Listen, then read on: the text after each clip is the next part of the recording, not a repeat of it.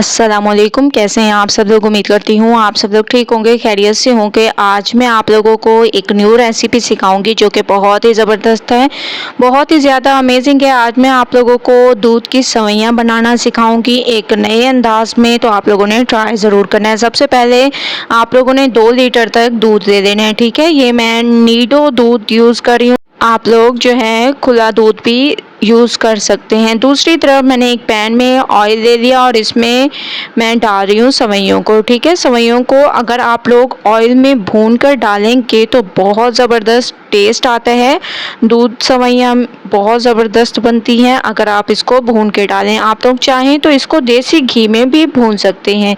माशाल्लाह से आप लोग देख रहे होंगे सेवइयों का कलर चेंज होने लग गया और एक अच्छी सी खुशबू आने लग गई है बहुत ज़बरदस्त तरीके से। अब मैं इसको अच्छे तरीके से सबसे पहले चम्मच को चला लूँगी।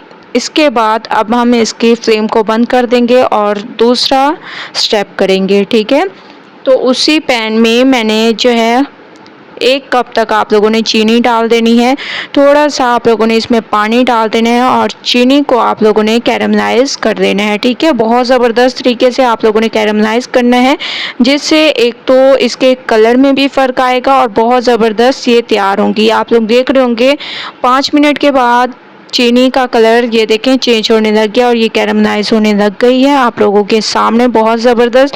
अब आप लोगों ने यहाँ पर ध्यान रखना है कि चीनी को ऐसे नहीं छोड़ना, बिल्कुल हल्की आंच पर आप लोगों ने इसको पकाना है क्योंकि ये ज़्यादा जल्दी जलना स्टार्ट कर देती है।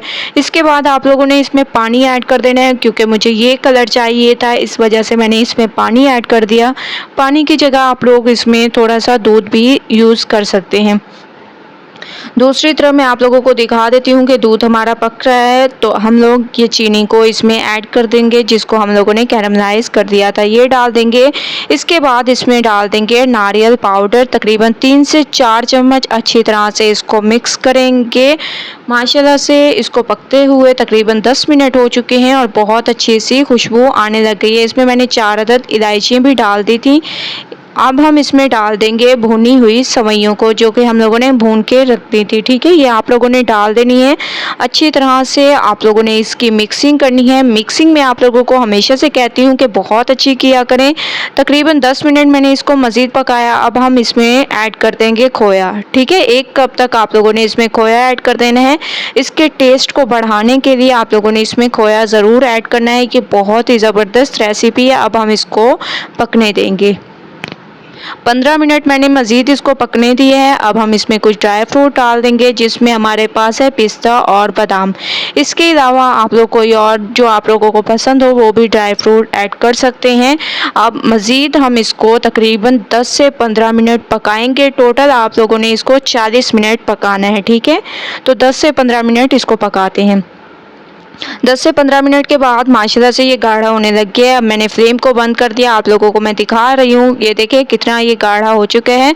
अब इसको ठंडा होने के लिए रखेंगे, उसके बाद चलेंगे नेक्स्ट स्टेप की तरफ। तो माशाल्लाह से दूध सेवइयाँ हमारी ठंडी हो चुकी हैं। आप लोग देख रहे होंगे, आप लोगों ने भी इसको ऐसे निकाल कर रख देना है। बहुत ज़बरदस्त, ये देखिए माशाल्लाह कितनी ज़बरदस्त इसकी लुक है और बहुत ही खुशबूदार ये हमारी तैयार हुई हैं। ऊपर से आप लोगों ने इसके ऊपर डाल देने हैं बादाम और पिस्ते, ठीक है। इसकी खूबसूरती में इजाफा होगा तो आप लोगों ने ऊपर से इसमें डाल देने हैं। माशाल्लाह से आप लोग देख रहे होंगे इसकी लुक कितनी ज़बरदस्त इसकी लुक है और बहुत ही अमेजिंग ये लग रही हैं, ठीक है। इसको ठंडा कर कर आप लोग इंजॉय कर सकते हैं। ये बहुत ही ज़बरदस्त रेसिपी है और फाइनल लुक आप लोगों के सामने है। एक बार मेरे कहने से इस रेसिपी को ज़रूर ट्राई करें, इंशाल्लाह आपको मज़ा आ जाएगा। तो आप लोगों ने रेसिपी को ट्राई ज़रूर करना है, मुझे अपना फीडबैक ज़रूर देना है। रेसिपी पसंद आए तो लाइक करें, ज़्यादा से ज़्यादा शेयर करें। इंशाल्लाह कल न्यू रेसिपी के साथ हाजिर होंगी, तब तक के लिए अल्लाह हाफिज़।